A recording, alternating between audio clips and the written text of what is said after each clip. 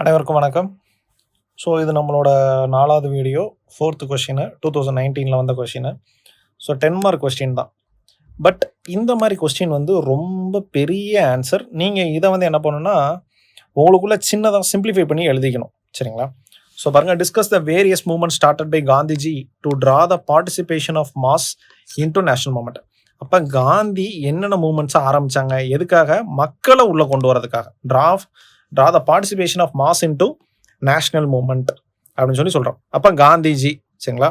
அப்போது Gandhian moments அப்படின்னு கூட என்ன பண்ணிக்கலாம், ஹெட்டிங் வச்சுக்கலாம் போட்டுட்டு. அப்போ காந்தியை பற்றி சொல்கிறோம். அப்போ காந்தியை பற்றி ஒரு இன்ட்ரோடக்ஷன் என்ன பண்ணுறோம், கொடுத்துட்றோம். அப்போ note for transforming it elite driven effort into mass based movement. முன்னாடி வந்து என்ன பண்ணாங்க, பணக்காரங்க மட்டும் போராடி இருந்தாங்க. அதுக்கப்புறம் சாமானியமான மக்கள் எல்லாருமே என்ன பண்ண ஆரம்பித்தாங்க, போராட ஆரம்பித்தாங்க அப்படின்றாங்க. அப்போ சத்தியாகிரகா, அஹிம்சை, இந்த மாதிரியான முறைகளை என்ன பண்ணாங்கன்னா போராட ஆரம்பித்தாங்க. இதில் ஃபார்மர்ஸ் கலந்துக்கிட்டாங்க, ஒர்க்கர்ஸு, உமன்ஸு, ஸ்டூடெண்ட்ஸ் எல்லாரும் பார்ட்டிசிபேட் பண்ணாங்க. Gandhi launched a series of political and socio-economic campaigns that awakened national consciousness and challenged British rule at every level. ஆக்சுவலாக பிரிட்டிஷ்காரனால் ஜெயிக்க முடியாத ஒரே ஆள் யாருன்னா காந்தி மட்டும்தான். அவங்க வந்து ஜெயிக்கவே இல்லை, மிச்சம் எல்லாரையுமே அவங்க ஜெயிச்சாங்க. ஸோ காரணம் காந்தியோட அந்த கொள்கைகள், சரிங்களா? அஹிம்சை அண்ட் சத்தியாகிரகா, இதை மட்டும் தான் என்ன பண்ணலாம், அவங்களால பிரேக் பண்ண முடியல. இப்போ டைரெக்டாகவே நம்ம என்ன பண்ணிடலாம், கொஸ்டின்குள்ளே போயிடலாம். அப்போ அவர் என்னென்ன மூவ்மெண்ட் பண்ணார் அப்படிங்கிறது தான். இதில் வந்து இந்த மாதிரியான கொஸ்டின் அட்ரஸ் பண்ணும்போது நம்பர் ஆஃப் மூமெண்ட்ஸை அதிகப்படுத்திடுங்க. இப்போது வந்து பார்த்தீங்கன்னா 2 மூமெண்ட்டை மட்டும் என்ன பண்ணுவாங்கன்னா நிறைய எழுதுறதை விட மூமெண்ட்டை அதிகமாக்கிட்டு உள்ளே இருக்கக்கூடிய பாயிண்ட்ஸ் என்ன பண்ணுங்கன்னா கம்மி பண்ணிடணும். சரிங்களா? நான் ஒரு 5 மூமெண்ட் அப்படின்னு சொல்லி சொல்லலாம், பாயிண்ட்ஸ் என்ன பண்ணுங்கன்னா கம்மி பண்ணுங்க. உங்களுக்கு இதில் கொடுத்துருக்குறேன். இதில் இருக்கக்கூடிய பேசிக்கான பாயிண்ட்ஸை மட்டும் நீங்கள் நோட்ஸ் எடுத்து வச்சுக்கலாம். இப்போ ஹெட்டிங்லேயே ஃபஸ்ட் என்ன பண்ணுறான், Champaran Satyagraha 1917, beginning of mass Satyagraha. எங்கே பாருங்கள், லொக்கேஷன் சம்பரன் டிஸ்ட்ரிக்ட், பீகார். இதை மட்டும் எழுதினாலே போதும். Exploitation of indigo farmers under Tinkathia system. Tinkathia சிஸ்டம்னு போட்டு ஐஃபன் போட்டு 3/20 அப்படின்னு சொல்லி போட்டிங்கன்னா இந்த பாயிண்ட் வேலிட் பாயிண்ட்டாக மாறிடும். சரிங்களா? என்ன, farmers force to grow indigo, அவரி செடிகளை என்ன பண்ணுறாங்கன்னா வர சொல்கிறாங்க. அப்போ நான் இதுக்கு வந்து இந்த எக்ஸ்ட்ரா பாயிண்ட்லாம் சொல்லியிருக்கேன். இதை எழுதுனா எழுதுங்க, இல்லை ஜஸ்ட்டு நான் வந்து இந்த ஐடியா இதுலேருந்து ஏதாவது ஒரு பாயிண்ட்டை, இந்த மொத்தமாக இருக்கிறதுலேருந்து ஒரு பாயிண்ட் உள்ள கொண்டு வரலாம் அப்படின்னா கூட நீங்கள் கொண்டு வரலாம். அப்போ பாருங்கள், ஃபஸ்ட்டு சிவில் டிசோபீடியன்ட் மூமெண்ட், இதை எழுதலாம். சரிங்களா? சப்போர்ட்டட் பை ராஜேந்திர பிரசாத், ஜேபி கிருபாலனி, மசார் உல் ஹக் அப்படிங்கிறத என்ன பண்ணலாம், எழுதலாம். Gandhi refuse to obey the official order to leave Champaran. அவர் வந்து என்ன பண்ணல, அவர் போவே இல்லை. அப்போ பாருங்கள், outcome planters had to leave and official inquiry farmer grievances என்ன பண்ணாங்கன்னா கேட்டாங்க. அப்போது இதோட சிக்னிஃபிகன்ஸ் என்ன, எமர்ஜென்சஸ் அண்ட் நேஷனல் லீடராக அவர் உருவாகிறாரு அப்படிங்கிறத சொல்கிறோம். நீங்கள் இவ்வளோ பெருசு இது எழுதணும்லாம் இல்லை, லொக்கேஷனு, காசு, அவுட்கம் இதை மட்டும் எழுதுனீங்கன்னா கூட என்னாவும் போதும். அடுத்து கேதா சத்தியாகிரகம், டேக்ஸு கட்ட வேணான்னாரு. கேதா எங்கே இருக்குது, குஜராத்தில் இருக்குது. காசு என்ன, drought and crop failure, peasants unable to pay taxes, British refused remission. இதுதான் இந்த 3 பாயிண்ட்டு. இது 1, இது 2, இது 3 அப்படின்னு எழுதினீங்கன்னா கூட ஓகே. சரிங்களா? பாருங்கள், காந்தி, பட்டேலு, இந்துலால் யாக்னிக் கலந்துக்கிறாங்க. Refuse to pay taxes until revenue demands are withdrawn அப்படின்னு சொல்லி பார்க்குறோம். அப்போ சிக்னிஃபிகன்ஸ் என்ன பாருங்கள், strength and peasant Gandhi alliance. First இந்த வார்த்தையை சொல்கிறோம். அவங்களுக்குள்ள ஒரு ஒற்றுமை ஏற்பட்டுச்சு. Proved success of collective civil resistance. Government agree to suspend tax collection for that year அப்படின்னு சொல்லி சொல்கிறாங்க. அடுத்து பாருங்கள், அகமதாபாத் மில் ஸ்ட்ரைக்கு. இப்போ லேபர் ரைட்ஸ் மூவ்மெண்ட்டுக்காக இது என்ன பண்ணுறாரு, வர்றாரு. அப்போ பிளேக் போனஸ் கொடுக்கல, வேஜ் ஹைக் இல்லை. அப்போ வந்து பார்த்தீங்க அப்படின்னா காந்தி வந்து ஒரு 50% வந்து சொல்லுவாங்க, அவங்க வந்து ஒரு 25 ரெண்டுக்கும் நடுவில் வந்து என்ன ஆயிருன்னா 35 அப்படின்னு வந்து நின்றோம். சரிங்களா? அப்போ காந்தி யூஸ்டு ஃபாஸ்டிங் அப்படிங்கிறது இதில் கொண்டு வந்தாங்க அப்படிங்கிறத சொல்லலாம்.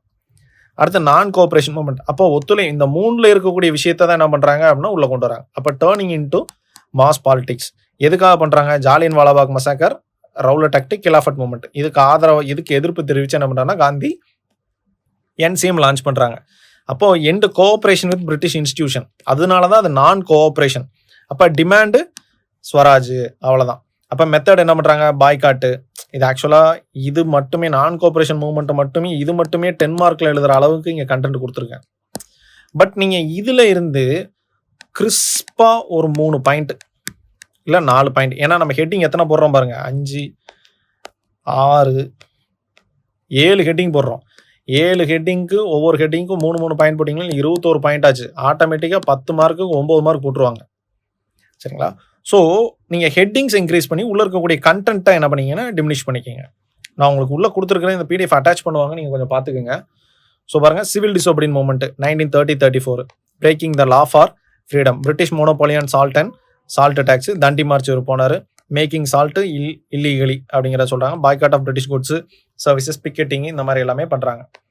அடுத்து பாருங்க, சரோஜினி நாயுடு உள்ளே போனாங்க. கான் அப்துல் காஃபர் கான் வந்து இந்த நார்த் வெஸ்டர்ன் ஃப்ரான்டை ப்ராவின்சஸ். அப்போ கவர்மெண்ட் ரெஸ்பான்ஸ், அவுட்கம் பார்த்தீங்கன்னா காந்தி இர்வின் பேக்ட்.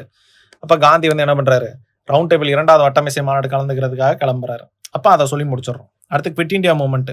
அப்போ கிரிப்ஸ் மிஷனோட ஃபெயிலியர்னால, இந்த பாருங்க, ஃபெயிலியர் ஆஃப் கிரிப்ஸ் மிஷன், அதனால் என்ன பண்ணுறாரு அப்படின்னா காந்தி குவிட் இண்டியா மூவ்மெண்ட் அப்படிங்கிறத ஆரம்பிங்க. அப்போ 8 August 1942 Bombay session of Congress, do or die, சரிங்களா, அவர் ஸ்லோகனை சொல்கிறாரு. அப்போ most radical of all movements, spontaneous, leaderless and decentralised. அப்போ நாடு முழுக்க பிரச்சனை, சரிங்களா. அப்போ workers, student, peasant, woman, youth எல்லாரும் உள்ள வராங்க. இப்போ பேரலல் கவர்மெண்ட், இதெல்லாம் ரொம்ப டீப் இந்த பாயிண்ட்லாம், சரிங்களா. ஸோ அது கூட வேண்டாம். இப்போ பிரிட்டிஷ் ரெஸ்பான்ஸ், மறுநாளே என்ன பண்ணிடுவாங்க, காந்தி எல்லாத்தையும் அரெஸ்ட் பண்ணிடுவாங்க. So result short term failure due to suppression, British அடக்கி ஒடுக்கிடுவாங்க. ஆனால் இனி வந்து இந்தியர்களோட ஒத்துழைப்பு இல்லாமல் நம்ம ஆட்சி பண்ண முடியாதுங்கிறது அவங்களுக்கு புரிஞ்சிடும், சரிங்களா. Set stage for freedom in 1947. அப்புறம் anti untouchability movement between 1930s and 1940, social reform campaign பண்ணார். அபாலிஷ் அன்டச்சபிலிட்டி அண்ட் அப்லிஃப்ட், தலித்துகளுக்காக என்ன பண்ணார். அப்போ temple entry, social equity drive, founded Harijan Sevak Sangh to promote Dalit welfare and social norms. இவ்வளோதான். இதை மட்டும் நீங்கள் எழுதினீங்கன்னாவே போதும். அதேமாரி 8வது காந்தி கன்ஸ்ட்ரக்டிவ் ப்ரோக்ராம்ஸ் 1920, 1940s வந்து சோஷியல் எம்பவர்மெண்ட் ஃபார் ஸ்வராஜ். இப்போ காதி பண்ணார், ஹரிஜன் அப்லிஃப்ட்மெண்ட்டு, இதெல்லாம் அதோட கன்சால்டேட் பண்ணி மொத்தமாக எழுதியிருக்குது. இப்போ இது கூட தேவையில்லை.